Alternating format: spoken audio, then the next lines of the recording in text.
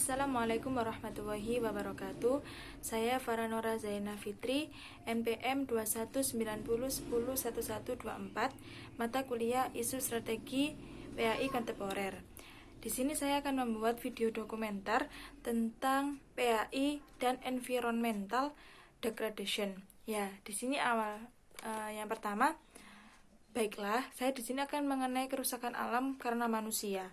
Nah, di sini di dunia kita bukan hanya sesama manusia saja, tetapi seperti tumbuhan, hewan, dan makhluk hidup yang lainnya. Jadi kita harus bisa saling menghargai meskipun dia tidak seperti tumbuhan. Tumbuhan kita harus juga bisa menghargai tumbuhan tersebut.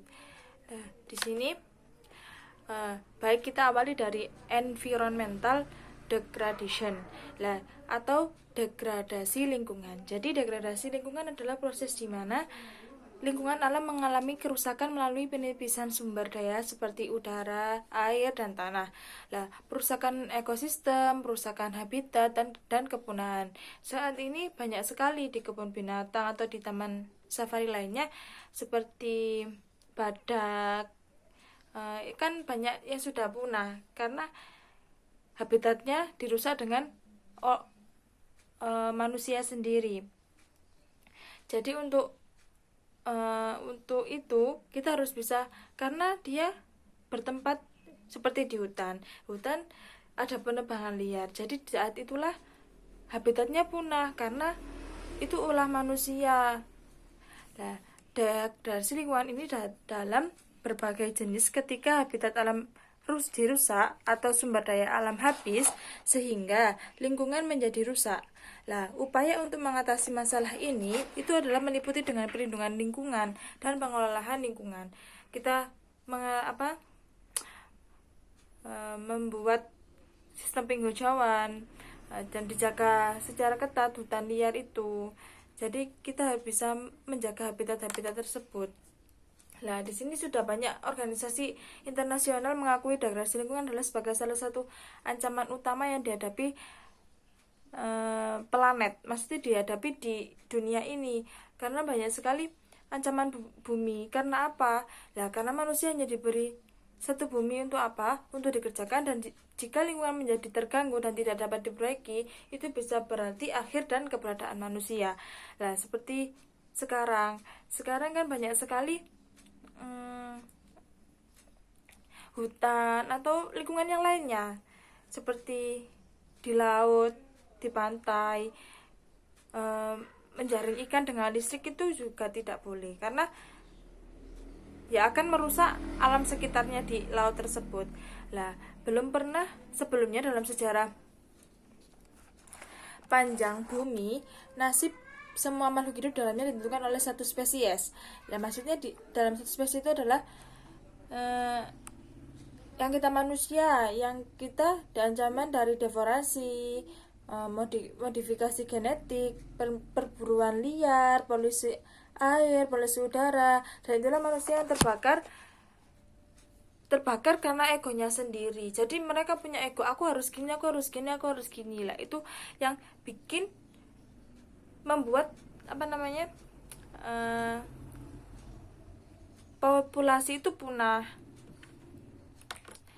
Ayo kita harus sadar akan pentingnya menjaga lingkungan di mana kita juga akan butuh dengan itu. Kita harus sadar lingkungan itu juga termasuk kebutuhan hidup saya. Kita juga sadar bahwa yang kita makan itu seperti padi, kita makan juga dari tumbuhan, kangkung, macam-macam.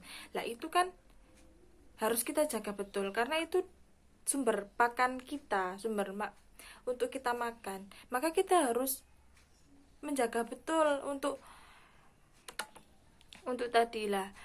Untuk yang selanjutnya itu pokoknya kita harus menjaga lingkungan tersebut, menjaga lingkungan. Jadi seperti tadi, kita makan padi, kita makan nasi, kita makan beras, kita makan sayuran juga tumbuhan kan. Jadi kita harus bisa menjaga tumbuhan tersebut, jangan dirusak dengan seperti penebangan liar dan lain sebagainya. Hutan itu juga sangat perlu untuk udara yang baik buat kita. Jadi di dalam hutan itu juga ada kan populasi yang lain seperti hewan-hewan yang pada di hutan itu kan sangat punah. Jadi gimana pihak yang berwajib itu membawa ke taman safari atau ke kebun binatang untuk mempertahankan populasi tersebut. Lah, alam dan penghuninya itu bukan hanya kita saja ngono. Salah satu makhluk yang berperan dalam kelangsungan ekosistem alam sangat banyak memberikan manfaatnya, namun kita malah merusaknya. Yaitu tadi, kita banyak sekali manfaat dari alam tersebut, tapi kita lupa akan itu ternyata bermanfaat sekali kepada kehidupan kita. Nah, terdapat banyak makhluk hidup yang dalam dunia ini memiliki mikroorganisme. Yang disebut mikroorganisme itu adalah semua penghuni bumi yang memiliki haknya masing-masing. Jadi seperti gini, seorang A haknya gini, jadi dia tidak peduli dengan hak yang lain, maksudnya tidak peduli dengan yang lainnya. Sedangkan kita makhluk hidup, kita manusia itu adalah makhluk sosial. Makhluk sosial adalah kita harus saling membantu, karena kita sudah diciptakan sebagai makhluk sosial untuk saling membantu satu sama lain. Nah, jadi dari itu kita harus bisa, jadi kita harus seperti merawat bunga tersebut, merawat tanaman tersebut, merawat lingkungan tersebut. Jika lingkungan itu kotor, kita bersihkan, karena jika lingkungan itu kotor akan menimbulkan penyakit juga buat makhluk hidup yang lainnya seperti kita, seperti manusia. Seperti sekarang lah, COVID-19. Kita harus menjaga lingkungan bersih, kehidupan yang sehat. Jadi dari itu kan sudah kita harus menjaga kebersihan, karena kebersihan itu sangatlah penting. Bisa membuat untuk lingkungan juga, karena itu tadi. Nah, di sini tidak satu golongan yang mendomisi dan mendiskriminasi yang lainnya. Kita hidup saling berdampingan dan saling membutuhkan. Kita telah lebih dari 1 tahun berdiam diri dalam rumah menjalani hari pandemi. Lah, pandemi itu yang lambat laun terasa begitu mengikis hati. Maksudnya kita capek kan, merasa capek, tidak bisa bertemu saudara, tidak bisa bertemu keluarga. Kan kita capek, kita kepingin berkumpul-kumpul lagi seperti dahulu. Jadi kita tiap hari lihat video serangan penyakit di TV, beritanya begitu. Jadi kan kita jenuh. Lah, dengan peraturan yang dilatih dari Konstitusi menganggap bahwa pemerintah sedang memainkan permainannya yang mengacukan masyarakat. Namun sadarkah kita, di saat kita sibuk menanti kepastian yang tak kunjung, batuan bumi sedang mengambil alih perannya memperbaiki apa yang tak terkoyak, menyembunyikan luka tanpa digariskan oleh tangan-tangan manusia. Lah, di sini kita jangan mengikuti ego kita sendiri. Kita juga harus mematuhi protokol kesehatan ya. Maksudnya kita ketika ingin keluar, kita juga menjaga tadi, pakai masker, membawa hand sanitizer. Jadi kita menjaga diri kita sendiri dan menjaga untuk orang lain, karena tidak akan menular satu sama lain. Di saat kita orang A dan orang B sama-sama menjaga kesehatannya masing-masing, tidak akan saling menular, karena kondisi tersebut sama saling menjaga, saling menjaga untuk kesehatannya masing-masing, tapi berdampak ke orang lain juga. Sedangkan seandainya saya tidak menjaga protokol kesehatan tersebut, saya keluar kemana-mana, pasti saya seandainya kalau naudzubillah saya sakit, itu pasti akan menular gitu. Healthy of human. Dari zaman nenek moyang kita telah terdapat kepercayaan akan hal mistis, akan banyaknya gangguan mental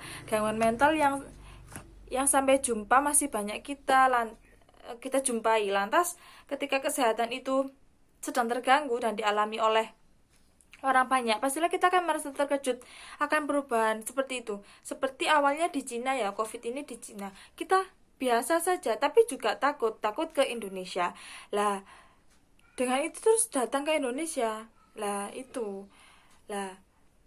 banyak pastilah kita akan merasa terkejut dan perubahan yang begitu berat, begitu drastis, begitu tidak boleh keluar, tidak boleh gini. Misalkan hari bayi belum pernah ada, kayaknya plastik yang awalnya adalah sebuah kembangan menjadi ancaman untuk kita, sebab pemakaian yang berlebihan seperti sekarang kan sudah diterapkan di Indomaret dan lain sebagainya, kan sudah diterapkan tidak boleh memakai plastik ya, plastik kresek itu loh, plastik kresek untuk buat yang dibawa. Jadi usahakan membawa sendiri dari rumah, seperti tas gitulah, jangan kresek. Nah, emang itu sepele sekali ya, maksudnya itu sangat sepele.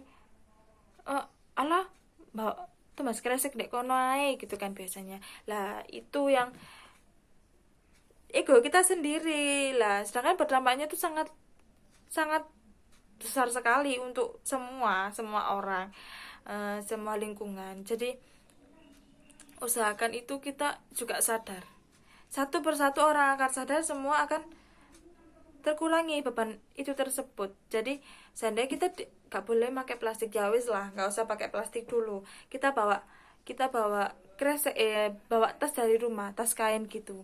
Nah di sini bencana alam itu juga bisa disebabkan dari manusia lah, seperti banjir, gempa, gunung meletus dan lain sebagainya. Nah di sini tuh ada penyebab banjir kan sangat sering terjadi ya. Nah di sini penyebab banjir itu adalah penebangan hutan secara liar tanpa disertai reboisasi, pendangkaian sungai, pembuangan sampah yang bersembarangan. Tadi pembuangan sampah yang sembarangan tadi adalah bisa jadi plastik ya, plastik dari Alfamaret, Indomaret itu juga bisa jadi, karena itu penguraiannya sangat lama, pembuatan tanggul yang kurang baik, air laut, sungai atau danau yang meluap dan mengenai daratan. Jadi ketika sampah itu banyak, tidak bisa diurai, akan tersumbat ke saluran sampah tersebut. Nah, di sini ada juga cara mengatasi untuk banjir. Jadi di sini bisa jadi membersihkan saluran air, tidak membuang sampah sembarangan. Jadi biasakan kita, seandainya kita jalan, kita makan permen atau gimana, ya wis, kalau gak ada tong sampah jangan dibuang dulu, masukkan di dalam tas atau di dalam saku. Nanti kalau ada tong sampah atau tempat sampah kita baru buang. Karena itu sangatlah penting sekali untuk kita untuk sadar akan hal itu. Jadi kita harus sadar, intinya sadar, introspeksi diri. Kita harus menjaga lingkungan, karena kita hidup ini juga membutuhkan lingkungan, bukan hanya buat kita saja, tetapi lingkungan itu juga akan berdampak buat kita sendiri.